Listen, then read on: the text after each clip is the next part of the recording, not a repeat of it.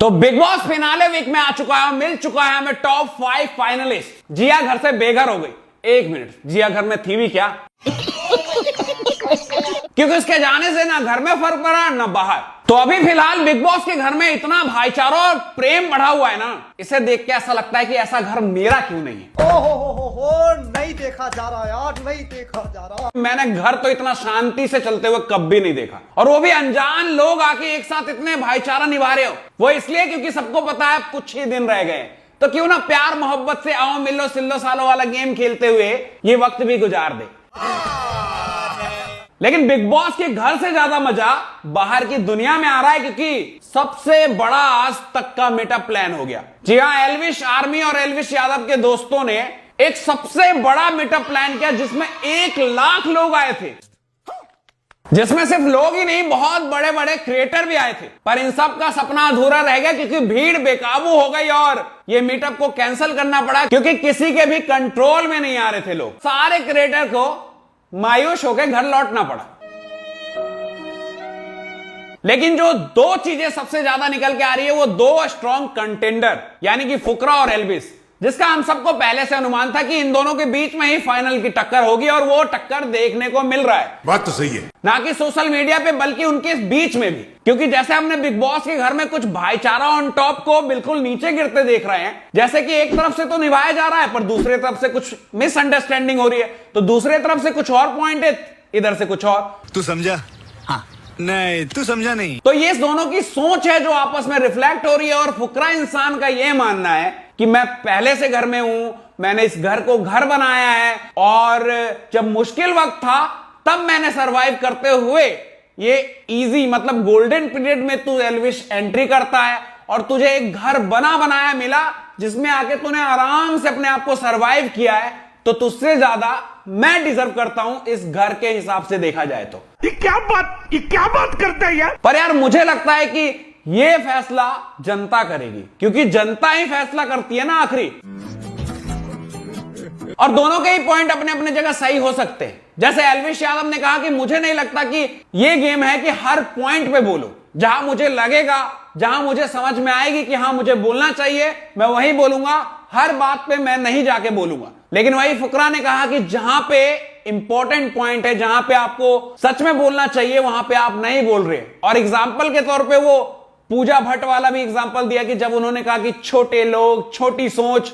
अगर वहां पर वो हम सारे लोगों को बैठ के ये बोल सकते हो तुम छोटे लोग वाली बात को तो मैंने बोला छोटी सोचो, उस वाली चीज तो वहां पर अगर मैं खड़े होकर बोला अगर तो वो तुम हमारी गलत सामने है। वाले के वहां पे मैंने बोला और तूने नहीं बोला।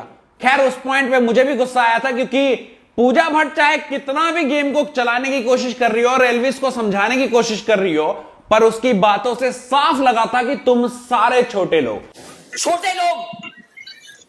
छोटी सोच।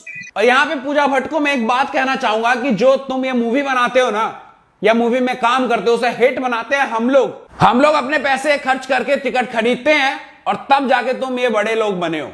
ये बड़ी अच्छी बात कही आप। तो इतना गुरूर और घमंड कहीं से भी अच्छा नहीं लगता, क्योंकि जेन्युइनली वो मुझे भी हर्ट करा था। और उस पॉइंट को मैं एग्री करता हूं फुकरा इंसान का, और बहुत अप्रिशिएट भी करता हूं कि उस पॉइंट ऑफ टाइम पे उसने बोला। होती है और किसी को ऐसे बोलना कि छोटे लोग, सबको आप ये नहीं बोल सकते कि तुम सारे छोटे लोग और छोटी सोच। क्योंकि वहां पे सबके सब चुप थे, और सबके सब कहीं ना कहीं ऐसा लग रहा था कि पूजा भट्ट का वो ऑरा देख के वो बोल नहीं पा रहे, लेकिन वहां पे फुकरा ने वो आवाज उठाई। शाबाश बेटा।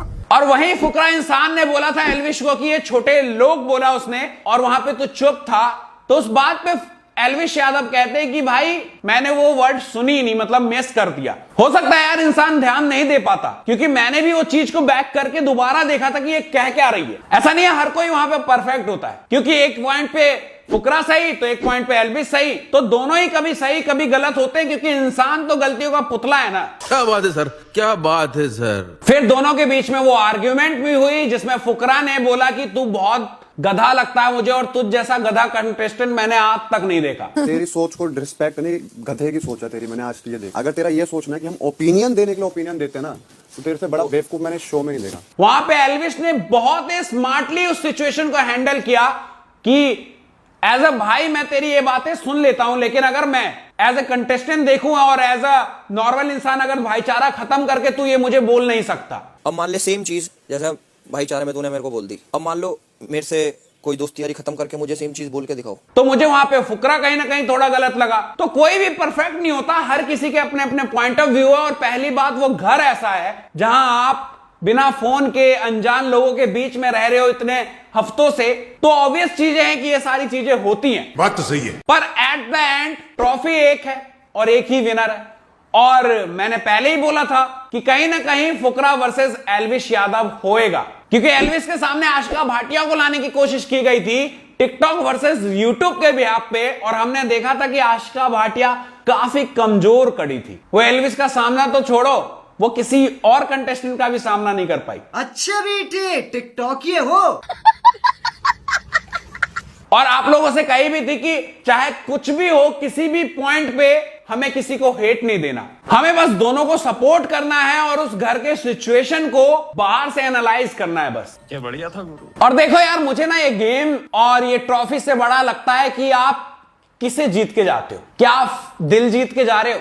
ये गेम ऑल अबाउट दिल जीतने का है। अच्छा, चाहे पुनीत सुपरस्टार एक दिन के लिए रहा था, पर करोड़ों लोगों का दिल जीत लिया। और ये सच में, आप चाहे एक दिन रहो, 4 दिन रहो, 10 दिन रहो, या 4 हफ्ते या 8 हफ्ते, फर्क उससे पड़ता है कि आपने एट द एंड कितने लोगों का दिल जीता है। और इस मामले में मैं कहीं ना कहीं एल्विश यादव को सपोर्ट करता हूं, क्योंकि जिस तरीके से वो स्टार्टिंग से ही भाईचारा निभाता आ रहा है। सही बात है। वहीं आप कल के टास्क में देख लो, जहां एल्विश यादव से पूछा जाता है कि आपके हाथ में अगर पावर हो कि किसको जिताना चाहते हो।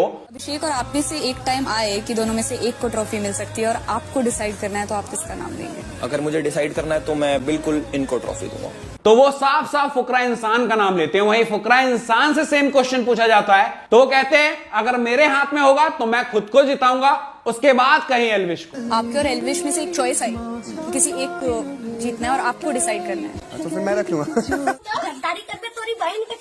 तो ये साफ साफ दिखता है कि भाईचारा ऑन टॉप कौन निभा रहा है। वो है एल्विश यादव की तरफ से, और पूरी जर्नी में देखने को मिला है। वो चाहे किसी भी सिचुएशन की बात आए, वो फुकरा यानी कि अभिषेक के साथ पूरी तरह से खड़े नजर आते हैं। हर किसी में एक भूख होती है और एक चाहत होती है कि वो जीते, या इतने दिन से रहा है तो ट्रॉफी लेके आए। पर ऐसा नहीं कि आप किसी दोस्त या किसी भाई जिसको आप दिल से फ्रेंड मानते हो, उसके ऊपर उस ट्रॉफी को रख दो। ये बड़ी अच्छी बात कही आप। तो उस मैटर में मुझे एल्विश यादव कहीं ना कहीं फेवरेट लगते हैं और डिजर्व करते हैं जीतना।